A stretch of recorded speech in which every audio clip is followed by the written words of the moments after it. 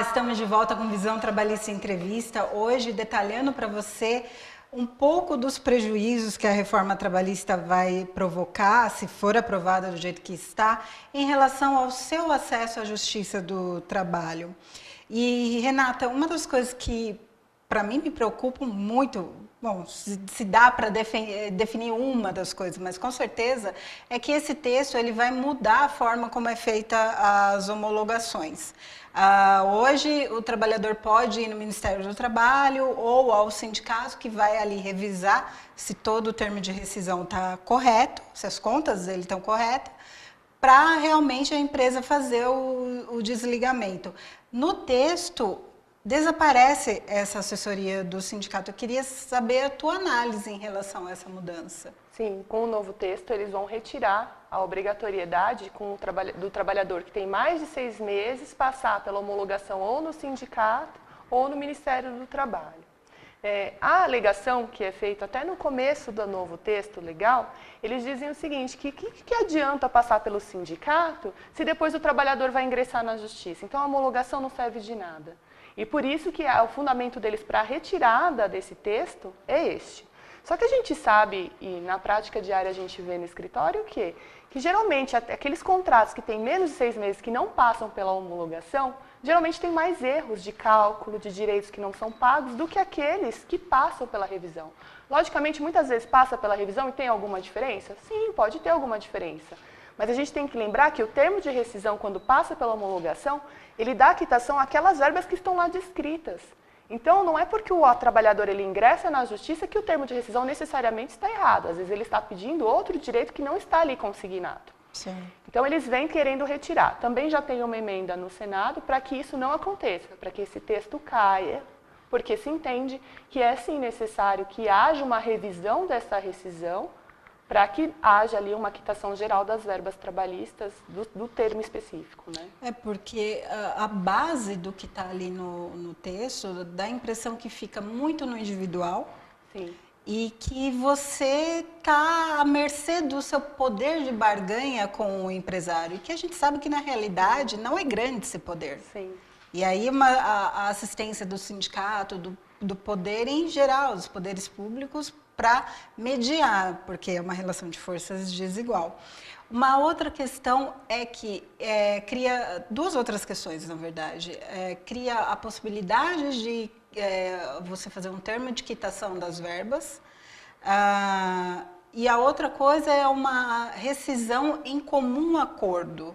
Queria que você explicasse essas duas mudanças, porque para mim fica essa dúvida, por que uma rescisão em comum acordo? Qual a necessidade? De que forma isso pode ser bom para o trabalhador? A rescisão de comum acordo, a ideia surgiu do que a gente já vê na prática acontecer. Sabe aquele empregado que chega para o patrão e fala assim, eu não queria mais trabalhar aqui, mas quero receber meu fundo de garantia e levantar o seguro-desemprego. Na verdade, eles querem regulamentar uma coisa que hoje é ilegal. Né? Hoje, esse acordo, aí eu devolvo a multa dos 40% do fundo. É o que acontece. Na grande maioria das vezes, a gente vê isso acontecendo na prática e que não pode acontecer.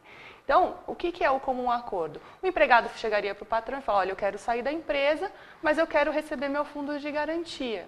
Então, eles vão fazer a rescisão, só que por eles estarem de comum acordo, ele vai receber metade das verbas que ele teria direito. E a legislação, ela fala quais são as verbas. Então, por exemplo, o aviso prévio, que seria no mínimo de 30 dias, ele vai receber ali 15 dias no mínimo. Só que a gente tem que lembrar também que a Constituição Federal diz que o aviso prévio é de no mínimo 30 dias. Então, seria um artigo inconstitucional, né? E isso já foi também levantado lá pelo Senado e tem uma proposta de emenda para que isso não aconteça. O FGTS também não vai liberar tudo, vai liberar 80% do FGTS. Então, é para regulamentar uma coisa que hoje acaba acontecendo, né? E a grande dificuldade que a gente vai ter na prática, se isso passar. O trabalhador, na hora da rescisão, às vezes, o empregador vai falar, olha, você vai colocar que está de comum acordo aqui porque eu quero te pagar metade, eu não quero pagar a rescisão inteira. E a gente vai começar a receber no escritório fraudes. Né? E é o que eu penso. Porque uma intimidação. Uma intimidação. Você assina aqui que está de comum acordo sem estar, porque eu, o empregador, quero te pagar menos. Esse é o lado ruim. O empregado pode falar, mas é legal, eu vou receber. Se antes eu não conseguia, era ilegal, hoje eu vou conseguir receber.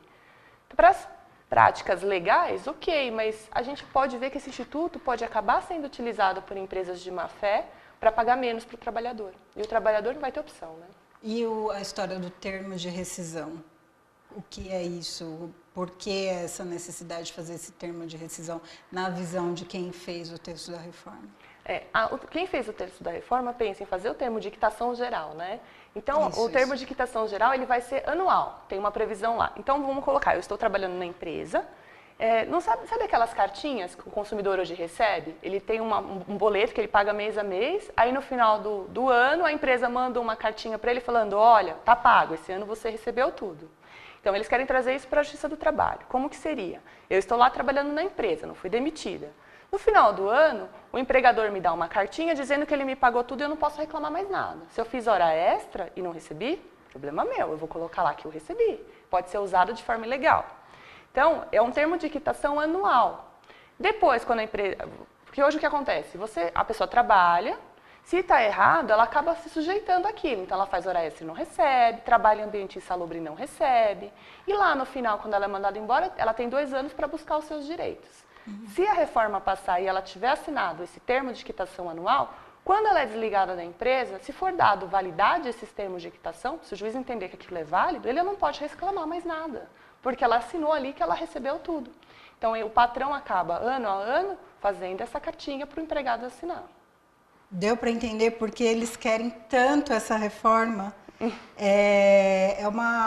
São sutilezas que aparentemente de textos, mas que na verdade elas colocam verdadeiramente uma relação de poder e uma relação de poder que não nos interessa. E é justamente por isso que a gente vai continuar batendo nessa tecla, porque ela inclusive te impossibilita de correr atrás dos seus direitos na justiça frente a um sindicato que eles também querem enfraquecer. E a gente vai dar continuidade nesse papo com a Renata no próximo bloco. Fica com a gente já volta.